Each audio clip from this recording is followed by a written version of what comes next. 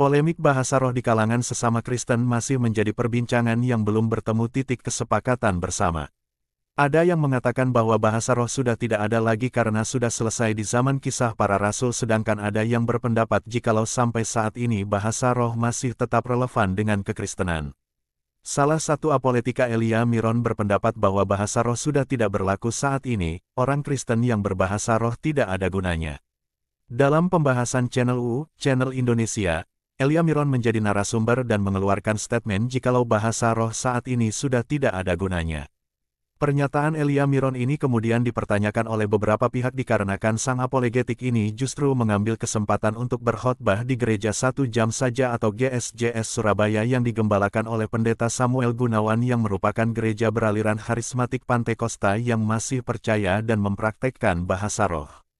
Berikut ini potongan pernyataan Elia Miron yang menyatakan bahasa roh sudah tidak ada gunanya dan potongan khotbah dia ketika melayani di GSJS Surabaya. Adalah untuk menginjili. Nah, sekarang banyak orang yang menggunakan bahasa roh sebagai standar. Kamu orang yang baik atau enggak, kamu yang begini atau enggak, dan penggunaannya pun salah-salah. Oke. Di gereja misalnya asal-asalan aja digunain. Nyanyi dikit berbahasa roh, apa dikit berbahasa roh, itu nggak guna. Saya katakan itu nggak berguna. Kenapa? Dalam 1 Korintus 14 ayat 13, Rasul Paulus berkata, kalau kamu berbahasa roh, kamu juga harus berdoa agar kepadamu, kamu bisa menafsirkannya dan kamu membagikan itu. Dan kan bahasa roh membangun dirimu sendiri. Kamu ngomong apa gitu, cuap-cuap, kamu ngomong apa gitu, kamu nggak tahu artinya. Kamu terbangun nggak dengan apa yang tidak kamu mengerti? Kamu terbangun nggak dengan itu?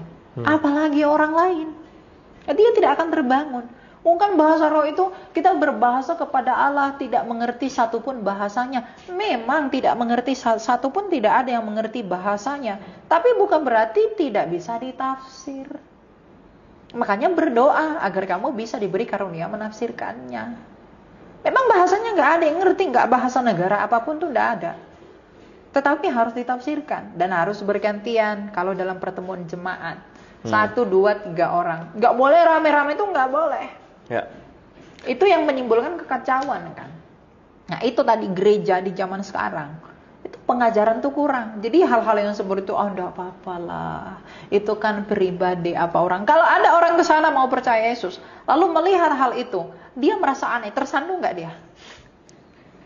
Kristen itu ternyata mistik-mistik ya. Kok ada orang ngomong-ngomong begini? Nah, itu kan jadi menyandung orang. Haleluya. Yesus Tuhan, Kau kekuatan, Kau perlindungan setiap kami. Yesus, tiada boleh nama syaraba. Mari mengucap syukur buat hari demi hari yang Tuhan percayakan dalam kehidupan engkau dan saya. Mari bersyukur bersama-sama bahwasanya kasih Tuhan yang memelihara engkau dan saya. Dan pagi hari ini di hadapan Tuhan semesta alam, naikkan pujianku bagi Dia. Kita pada musyidah.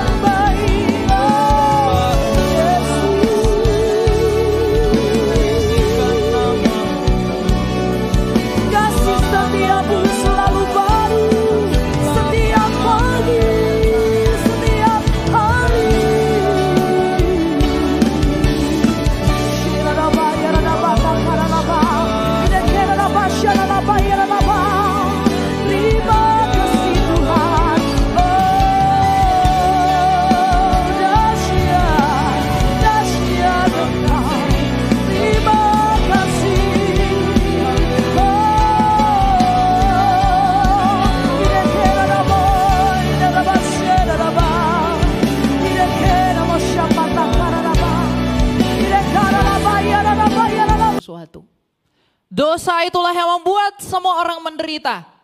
Dosa itulah yang menjadi induk penderitaan kita. Dan dosa itu ditimbulkan dari ketidaktaatan manusia dan merusak karya Allah. Apakah Bapak Ibu mengerti dalam misteri Injil? kamu dan kita diciptakan oleh karena gambar dan rupa Allah itu bermakna apa? Kita diciptakan menurut gambar dan rupa Allah karena gambar Allah adalah Yesus. Kolose 1 ayat 15, jadi semua orang di dunia ini, apapun agamamu, engkau dicipta menurut pola dan gambarnya Yesus sendiri. Maka ketika manusia yang diciptakan oleh firman itu jatuh dan rusak ke dalam dosa, maka firman itu sendiri yang datang memulihkan ciptaan itu. Itulah Yesus. Dari kasih Allah yang begitu agung, ketika ia berfirman, baiklah kita. Ia di dalam dirinya sendiri, di dalam kebagaimanaannya dia sebagai Allah yang esa bersama firman dan rohnya. Ia berfirman dengan agung. Kami telah bersyukur dan berterima kasih sebab kemuliaan hanya bagimu ya Bapa, dan bagi putramu Yesus Kristus yang agung, dan rohmu yang kudus yang memberi hidup sekarang dan selalu serta sepanjang segala masa. Amin. Terima kasih, tepuk tangan. Pastor Elia Miron berapa tahun jadi Kristen? 21. Ya, berapa tahun berarti sudah Kristen ini? 21 tahun. 21 tahun sudah Kristen? Ya, dari kecil saya udah Kristen. Oh iya. Saya pikir baru aja. Tapi Bukan. orang tua udah dalam Tuhan juga. Sudah, semua sudah. Iya, saya lihat kok jago sekali jawabnya di YouTube. Saya kira kok baru kok jago sekolah di mana ini? Saya mau sekolah juga soalnya. Oh iya. Tapi ternyata bagus ya. Saya percaya dengan talenta sebagai YouTuber, berapa pesertanya, pengikutnya? Saya lebih di TikTok sih. Iya, berapa TikTok? 419.000. 500.000 pengikutnya ya. Kita doakan yang masih muda saudara Elia ini dipakai Tuhan luar biasa. Surabaya baru pertama? Iya, pertama kali. Iya, dulu saya undang Delon juga baru pertama. Ya. Waktu itu ya, teriak-teriak orang Delon gitu. Ya, kita taruh di kamar pastori gitu, digebrak-gebrak pintunya itu sampai mau ambruk. Saya pikir saya lewat nggak ada yang Samuel gitu, saya ngiri juga itu. Ya, nanti di Jakarta sudah sering khotbah. Udah. Coba. Ya beberapa kali. Ya, jadi memang tampilnya di TikTok memang lain ya. TikTok dengan begini lain ya. Lain ya. Betul. Ini enggak. Bagaimana Sobat Viral? Apakah GSJS Surabaya yakni Pendeta Samuel Gunawan hanya melihat kepopuleran Elia Miron sehingga dia mau mengundangnya untuk jadi pembicara tanpa melihat sepak terjang pandangan dia soal bahasa roh? Share pendapatmu di kolom komentar ya.